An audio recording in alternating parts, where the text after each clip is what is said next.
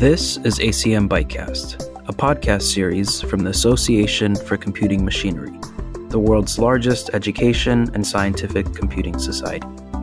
We talk to researchers, practitioners, and innovators who are at the intersection of computing research and practice. They share their experiences, the lessons they've learned, and their own visions for the future of computing. I am your host, Bruke Kifle. Today, we're embarking on a journey through the cutting-edge domains of systems and networks, mobile and edge computing, security, and privacy, all integral components shaping the landscape of our digital future. System and networks facilitate seamless communication and collaboration in our increasingly connected world. Mobile and edge computing redefine how we access and process information, empowering real-time decision-making on an unprecedented scale. At the same rate, security and privacy are essential for safeguarding digital identities and sensitive information from potential threats. These pillars are the backbone of our digital world, shaping how we communicate, innovate, and protect our digital infrastructure.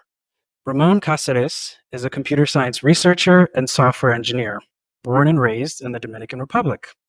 His areas of focus have included systems and networks, mobile and edge computing, mobility modeling, security, and privacy. Most recently, he worked at Google, where he built large-scale privacy infrastructure, and was previously a researcher at Bell Labs, AT&T Labs, IBM Research, and has also held leadership positions in several startup companies. Ramon is an ACM Fellow and IEEE Fellow. He serves on the board of the CRA Committee on Widening Participation in Computing Research and holds a PhD and MS degrees in computer science from the University of California at Berkeley and a Bachelor's of Engineering from McGill University. Ramon, welcome to ByteCast. Hi, thank you very much for having me. You have such a remarkable and interesting career that spans, research, products, academia, industry. Can you describe some of the key points across your personal and professional career that have led you into the field of computing, but, more specifically motivate you to pursue your field of study? So it's been a very indirect path, and I find that often maybe young people feel that they look at someone who's nearing the end of their career with some achievements and feel that people got there in a very direct, purposeful path. But I think often, as in my case, it took a little bit of exploration and different paths. So let me just give you a sense. So I was interested in engineering since I was a boy. I grew up in a community associated with a remote mining operation in the Dominican Republic, and it was very, very small, under 100 people. But the engineers, in my mind as a boy, they built the place literally. They built all the infrastructure from scratch: the roads, the buildings, the phone network, the electrical network, the plumbing. And whenever there was a problem to be solved, they often just built something new to solve it. And so I was always interested in that ability to build infrastructure that served people. So that was an interest I had from very young. But as I was getting into my senior year of high school, I was still undecided as to which type of engineering I wanted to pursue in university, civil or mechanical or electrical. I just didn't know.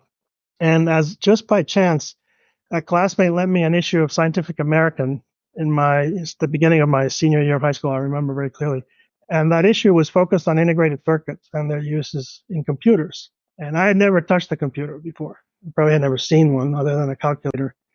But the issue, I read the issue with interest, and the topic just fascinated me. So largely on the strength of that, reading up that whole magazine cover to cover, I decided to pursue computer engineering for my university career. Back then, it was often considered a branch of electrical engineering. So formally, I joined an electrical engineering program at McGill University. And as my undergraduate studies advanced, I came to realize that I liked computer science as a whole, including specifically software, not only the hardware topics that had been the focus of my undergraduate curriculum in computer engineering. And so I went ahead and finished the electrical engineering degree. I was, very far along when I realized these other interests. And so I decided to pursue a master's in computer science to learn more about computers and computer science. And when I went to Berkeley for my master's, I fairly quickly switched my focus from hardware to software after taking some courses in operating systems, which I loved immediately. So another type of kind of gradual exposure was to research. So I had no idea what research was when I started my undergraduate career, certainly. And even when I finished it, I'd never really done any research. I hadn't had the opportunity to work at a research lab at the university. But certainly during my master's at Berkeley, I was surrounded by great research and did a little bit of it for my master's project. And I was very intrigued by doing more research. But I went ahead and finished my plan to go to work after my master's, partly for financial reasons. So I worked for 3 years as a software engineer, building products. It's a lot of fun. I learned a lot. But in the back of my mind, I had this nagging feeling that I wanted to learn more about research. And so after 3 years as an engineer, I went back for my PhD. And that set me on the path to a research career. But as you mentioned, I've gone back and forth between research and engineering my whole career. And it's been a fun and indirect path, which, yeah, it's kept me happy. That's quite exciting. It seems like it's, a combination, of a journey of both exploration, but also, I think, as you described it, gradual exposure. But also, I think you're able to blend such an interesting foundation in sort of the hardware, in addition to some of, your studies and experience in software, right? So I'm curious how that breadth of exposure, both from a research to practice, but also from a hardware and software sort of end-to-end view has enriched your contributions as a scientist and as an engineer. Yeah, that's a good question. I mean, I've often thought that having that strong base in hardware, which I did from the computer engineering focus of my undergrad, has really helped me throughout my career. I can't speak for how other folks think, but working certainly in systems and networking, which is a fairly low-level software, it's often been useful to me I felt, to have a really strong sense, concrete sense of what the hardware was doing underneath the software that I was writing, whether it be the CPU and the caches or, a network switch or other parts of hardware. Being able to visualize what they were doing concretely, I think helps a systems and networking person make sound design decisions grounded in reality. So I think that breadth has been very helpful to me. So that's, yeah, I've always felt. Certainly a strong argument to be made for a lot of modern day computer scientists who may potentially have a strong foundation in the software to also ensure equal grounding and understanding what happens sort of in the back, right? Understanding the fundamentals behind low-level software, but also how the actual hardware enables some of these capabilities. So I think that's quite interesting. I would love to touch on one of your primary areas of focus, which is this idea of privacy and security. Obviously, safeguarding privacy and security in systems that handle, vast amount of data, user data, is actually very important and has been a pervasive topic of discussion for many years, possibly even many decades. So what do you see, having your sort of breadth of experiences working at Google, working at IBM Research, what do you see as some of the most significant challenges in achieving this goal of managing large amounts of user data, but still upholding and safeguarding these principles of privacy and security? I think the most crucial thing is to prioritize and build in privacy and security from the beginning of designing and building any system or an application or product or service. This is well known. I'm not the first person to say this, but unfortunately, there are often commercial interests that get in the way of that, not maliciously, but simply because of, it's a matter of priorities, where to put resources, where to put the engineers, and so on. And there's often, a lot of pressure to get to market quickly. You always have to make choices in engineering as to where you put your resources. And it's certainly been the case many times where privacy and security have not been the top priority. And therefore, there's been a certain loss of privacy and security in systems that have come out to the world. And it is very difficult, in my experience, to put privacy and security back or to add it to something once it's been designed and built, and especially once it's out in the world. It takes a lot of work, and it's just quite difficult. Sometimes, the horse has left the barn kind of thing sometimes in terms of data. And after several years of data being collected without too many precautions, then it's very hard to get control of that data afterward. So I think that's really the challenge, is for us as a community and as a society even, to prioritize these two goals of privacy and security from earlier on in the design process for any product. That's going to be an ongoing challenge forever, because those trade-offs will always be there. And it is possible to do it. I've seen good examples, and unfortunately we've seen a lot of bad examples in the past as well. Yeah. Maybe grounding this in one of the projects that you've been involved in during your long and fruitful tenure at Google. You were a key member of the team that developed and operated Zanzibar, which I understand is Google's global authorization system. For the audience who maybe may not have an understanding, and myself, could you shed light on what is the problem that this authorization system addresses, and why is it critical for an organization like Google that manages such large number of user data and user requests?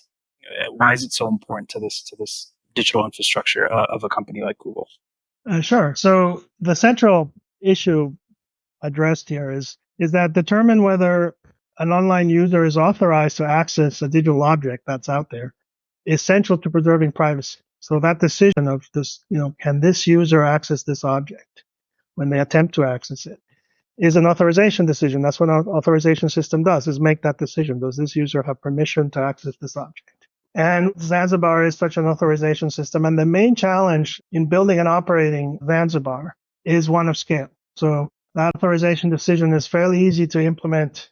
If you have, say, 10,000 users and 1 million objects, you can do that on a laptop these days, probably, a database.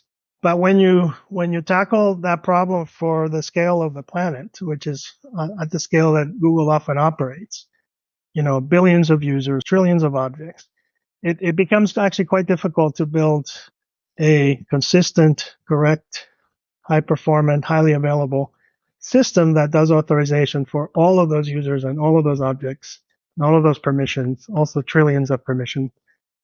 That's what Zanzibar solves. And again, the requirements are quite stringent. So the system has to be very highly available, very reliable, because if the system like Zanzibar goes down, then all its clients that rely on it for that authorization decision need to assume the answer to every authorization question is no, while the system is down, because privacy is at stake. And so if the system doesn't respond, then it's essentially a huge denial of service until the system comes back. So availability is very, very important. And in addition, the system, of course, has to be correct and consistent, because, again, privacy is at stake. So if someone removes a user from a permission list, from an access control list, it's really important that other person is really removed. So if somebody doesn't want someone else to access their personal physical locations, which are relevant to physical security in some people, then you really need to make sure that the system consistently and correctly removes that other person before reporting that it's removed it. So correctness is also very important. And then performance is important, because the authorization decision is really just the beginning of the task for the product that's involved, whether it be a photo serving product or a video serving product. It's going to ask that authorization decision early on when a user requests access to an object. And the answer is yes. You still have to do all the work of actually presenting the video or the photo to the user. So the latency budget for the authorization system is quite small. So the system has to be fast, it has to be correct and highly available, and it has to handle a massive load. So at Google, Zanzibar handles millions of authorization requests per second coming from all over the world. So it turns into a very large scale, reliable system that is not easy to build. So that's where we put our effort, and it was a lot of fun working on it. And there's a lot riding on it, as you said. There's at the heart, it is protecting privacy by ensuring that only people who have permission to access digital objects are able to do so.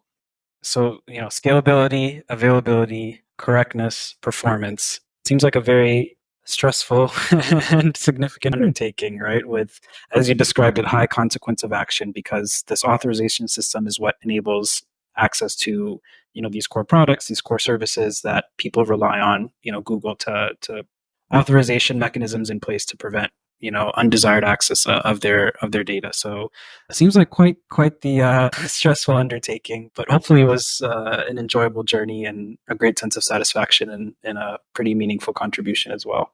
Yeah, then you hit it on the head. I mean, we as a team, we took our responsibility very, very seriously. And the engineering team was relatively small, never more than 10 people. It was 4 or 5 when I started on it. And but we also rely very much on, in the operations side, on what Google called the system reliability engineers. There's a whole team of people keeping an eye on the system's operation 24 hours a day and responding within 5 minutes, if there's any problem, even just some early warning of a problem. And so it's a constant attention to detail and attention to make sure the system is healthy and attacking problems early on before they bring down the system, which it never did come down. So it's very highly available. We were very proud of the availability among all the other objectives that you mentioned.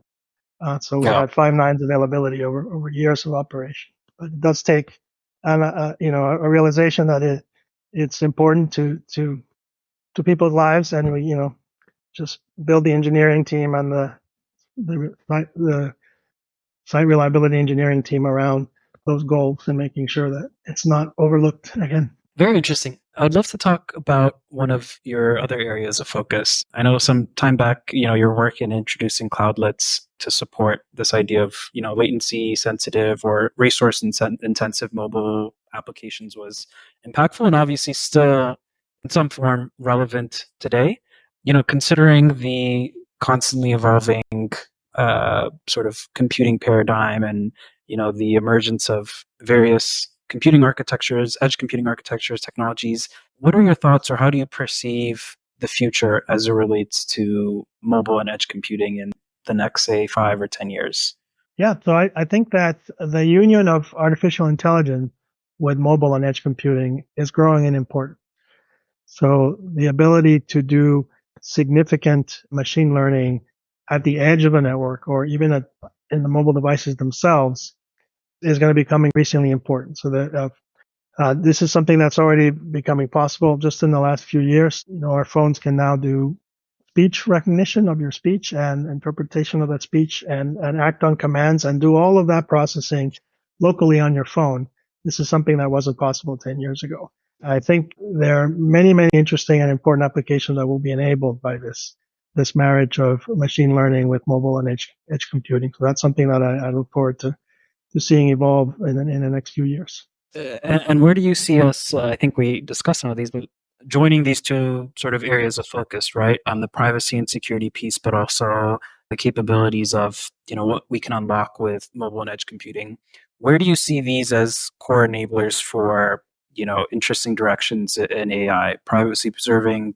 I think you described some of the capabilities that now we're able to harness at the edge. But do you see some of these benefits bringing these two areas of focus together as well? Yes, I think that one of the areas of work that I've been very interested in following, although I haven't done any work personally on it, is federated machine learning, which is the idea of instead of sending training data to a central location like a data center, you keep the training data local to where it's being generated, a mobile device, for example, and federating or breaking up the machine learning task into a distributed task where each mobile device does a piece of the learning task with the data that's local to it and belongs to the user of that mobile device, presumably. And this architecture has very strong privacy preserving properties, and it's been worked on for years now.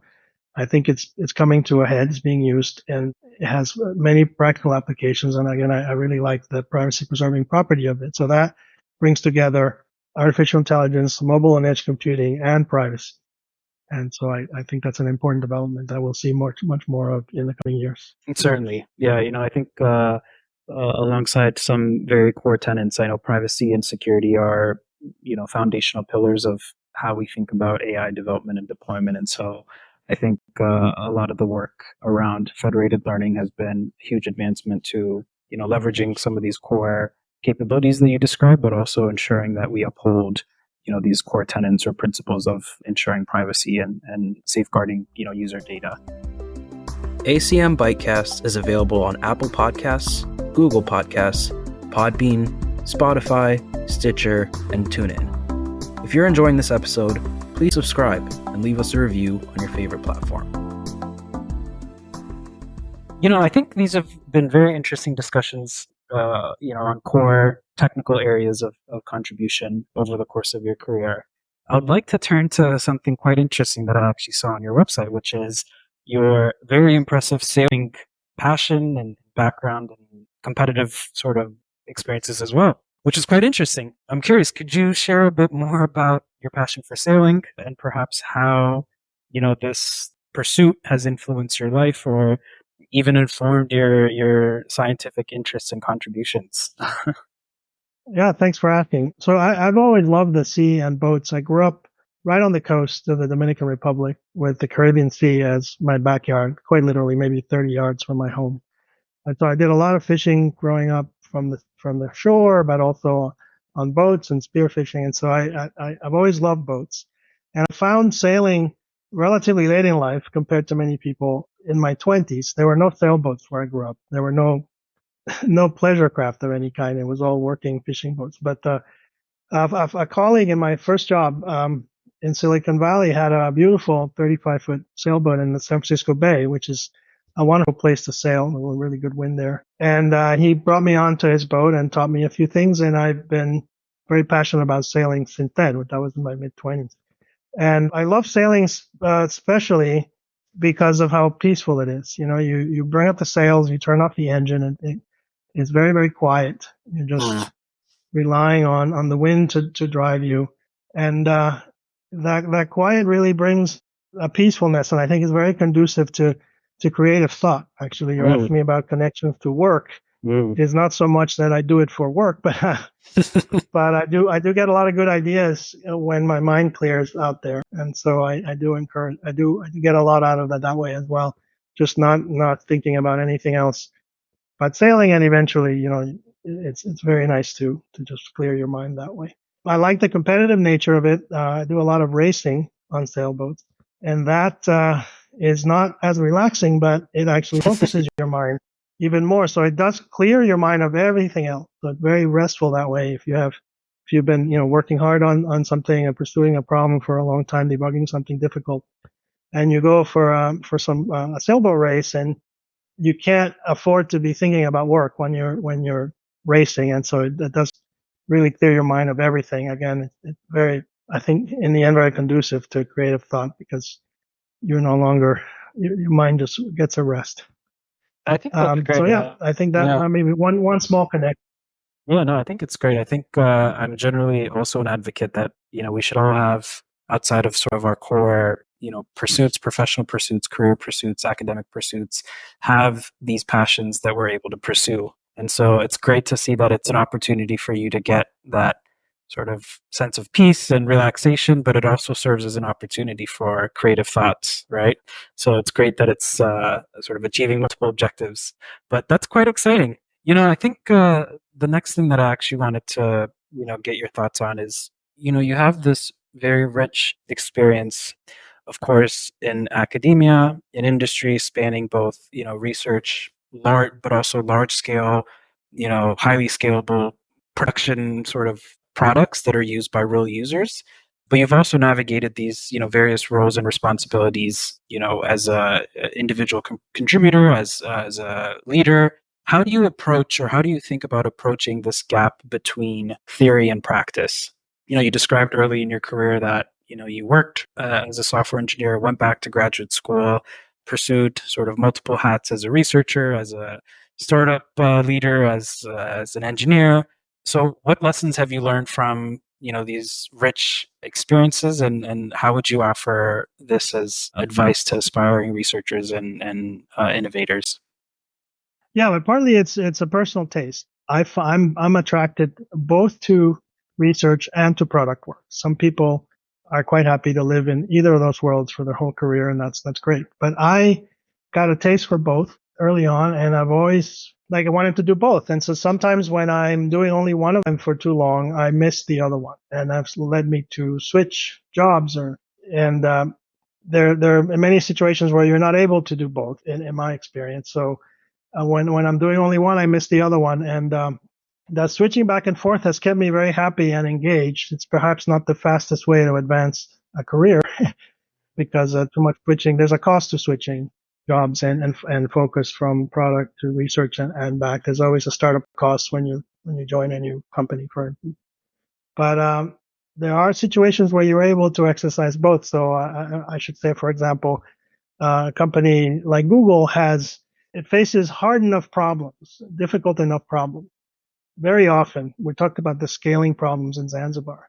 Those are problems where it requires research. It requires research to solve. And so you're both working on a production system. So you get the satisfaction of impacting people on a daily basis, which is what I get out of product work. And I miss it when I don't have it. But you also get the challenge of working on a hard problem for which you don't know the answer when you first come across it. And you have to do research. You have to explore the problem and try different approaches and finally come up with a good solution. And so that mix of research and product work is ideal for me. And I haven't always found it in a single job, which is why I've switched back and forth. But it is possible to find it. Very interesting. I think another thing that's quite interesting from sort of your journey that you described is, your upbringing. You're born and raised in the DR. I share a similar background. I was born in Ethiopia, moved to the US at a pretty young age. So not too similar, but I think the core principle is the same. And I know, in your role outside of sort of your core engagements in industry, you serve as a board member for the CRA Committee on, widening participation in computing research. So this idea of really advocating for representation, inclusion, diversity in the field. How has your personal journey sort of motivated your interest in these kind of efforts? But then more generally, how can we sort of as a computing industry or a computing society create more opportunities for underrepresented groups? What are the things, the initiatives, the sort of things that we have to do to actually promote diversity within the industry and the field? Yes, thanks for asking. So yeah, it actually began in the late 1980s when I went back to Berkeley for my PhD. I became involved and have been involved since in efforts to increase participation of women and underrepresented groups in computing. I became gradually aware of it, certainly as I advanced from undergraduate to graduate school. It became apparent that there were not very many Latinos around me, for example. And I also became aware of the gross underrepresentation of women in computer science, especially as you move up in seniority, problem gets even worse. So it's an ongoing struggle. It looked like we were making progress there, in the early 90s.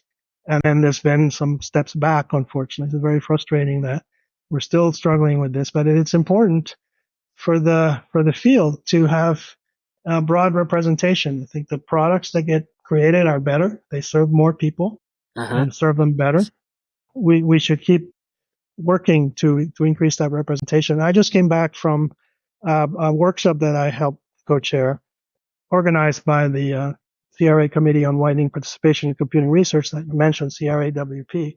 So it's the seventh time we put together a yearly workshop it's a mentoring workshop for individuals from groups that are underrepresented in computing, such as African Americans, Latinos, people with disabilities. There's also a sibling workshop that focused on women in computing research. And we bring together, all expenses paid. In this case, it was about 150 students from a broad representation of schools, not just human groups. And we bring them together with about 30 senior researchers, academics, and industry for several days of mentoring talks and one-on-one sessions. And it's one way to bridge that gap that many people feel that in feeling comfortable, feeling like they belong at the graduate level. In this case, these are all graduate students. So there are other organizations dedicated to similar goals, and we need to keep working on this because we've made a tiny bit of progress in the last 30 years, and we need to make a lot more. Certainly, I think it's a never-ending process. But of course, I think There's all the research to back that, diverse teams, as you said, create diverse products, are more effective, more productive. But I think, starting as early as possible in the pipeline, as early as, education, higher education, secondary education, primary education, I think can be sort of the key to widening access for underrepresented groups. So I think it's quite noble, but also very encouraging to see some of your work to contribute to these initiatives as well. Thanks. Yeah, one of the things I've learned from these efforts over many years is that it's very important to have role models, someone who looks like you, who feels, you feel it represents you. And in that sense, I'm very gratified to have been recognized recently by the ACM as an ACM Fellow. As far as I've been able to determine, it looks like I'm the first ACM Fellow from the Dominican Republic. And of course, it feels good personally to be recognized, but it's also, I think, important to, serve as an example to show young people that it's possible to succeed in this field. And so that encourages them to pursue their career goals, just to see that someone has done it as well. 100%. 100%. I think even for me as someone who's early in my career, I think having folks like yourself to look up to is certainly a point of inspiration. And so we take great pride in having you join as an esteemed ACM Fellow, and I'm very excited to see how many more future fellows we are able to inspire through your leadership and your mentorship as well. So very exciting. Looking ahead, I'd love to get some of your thoughts. I know as we've discussed, you've had such a rich career. We're seeing so many rapid developments in technology, whether it be from a compute point of view, whether it be from advancements in software and AI and applications. What are some emerging trends or challenges in computer science or in software engineering that you find particularly interesting, or perhaps even concerning or challenging? And what is sort of your call to action or encouragement for those who may be interested in contributing to addressing these challenges or opportunities? We've touched on some of this before, but let me come at it from this point of view here that you just brought up. I think that the challenge of preserving privacy has been with us for a long time, but continues to be with us, and it might be exacerbated by the increasing volumes of data we collect, and also the advances in artificial intelligence and its great data needs for training.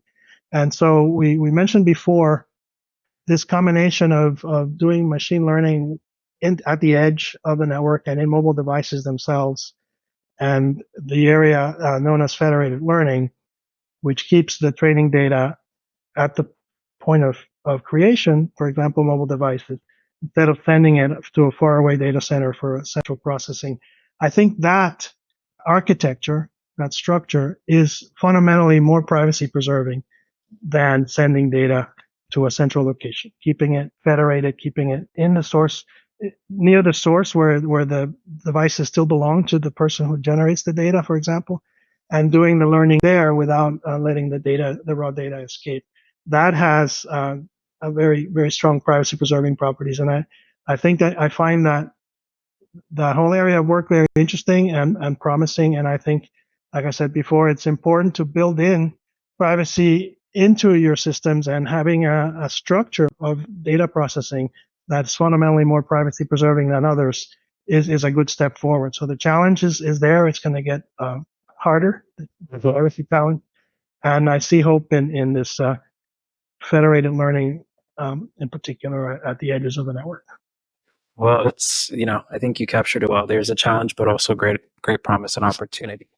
As we sort of round off this chat, I'd love to sort of give you an opportunity to share, some pieces of what we call bites of either advice or guidance.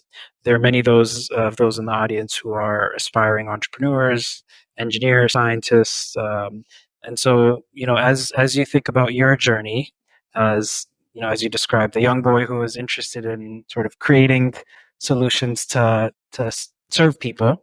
And over the course of your rich experience in academia and industry, what pieces of guidance or recommendation or life advice would you like to share to those who are aspiring to reach your levels? Well, I think a very useful thing to realize, which some people may not when they're still young and being formed in their careers, is what I mentioned before, that even the most successful people in our field or any field have faced their own challenges.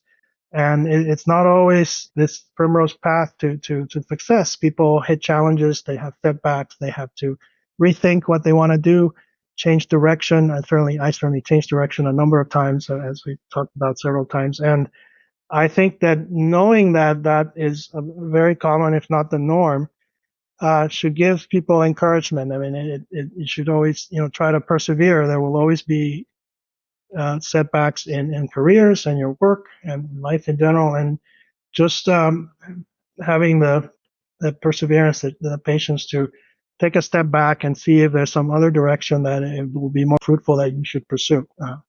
In my case, I went from electrical engineering to computer science, from hardware to software, and I've gone back and forth from research to product development and a combination of both. And I think that's brought me, great enjoyment to pursue my interests and not be discouraged by perhaps hitting a wall at some point and feeling like I'm not being creative anymore in that particular pursuit, and that changing direction allowed me to get new inspiration and new motivation. So, so that stay flexible and realize that other people have also had to change direction and take indirect paths to their careers and success. I think those are really great points. There's no one path to success, and there will always be setbacks, but focus on getting back up, persevering, and being patient with yourself. So I think those are wonderful pieces of advice to part with. I think it's been a very interesting discussion, and it's been a great pleasure to have you on ByteCast. Ramon, thank you so much for joining us. Thank you very much for having me on the podcast. I enjoyed talking to you. ACM ByteCast is a production of the Association for Computing Machinery's Practitioner Board. To learn more about ACM and its activities, visit acm.org. For more information about this and other episodes, please visit our website at learning.acm.org/BYTECAST. That's learning.acm.org/ByteCast.